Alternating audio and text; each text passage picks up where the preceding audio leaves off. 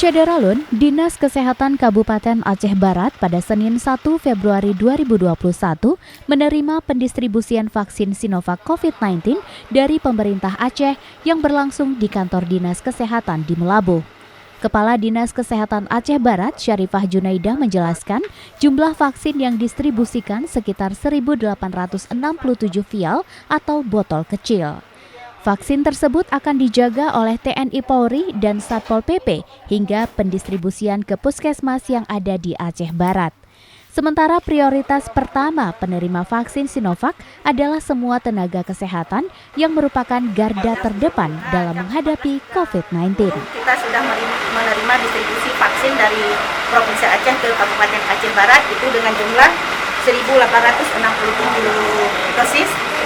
Itu sudah kita amankan dan juga dari pihak kita Kabupaten Aceh Barat, dari pihak TNI Polri dan juga Satpol PP siap untuk mengamankan. Dan selanjutnya kita akan mendistribusikan ke tingkat kecamatan yaitu 13 kecamatan dan 4 rumah sakit dan juga 1 dokes dari Polres Aceh Barat. Dari Melabuh, Sa'dul Bahri, Serambi On TV. Kirim dong, Mas. Aman. Kirim dong.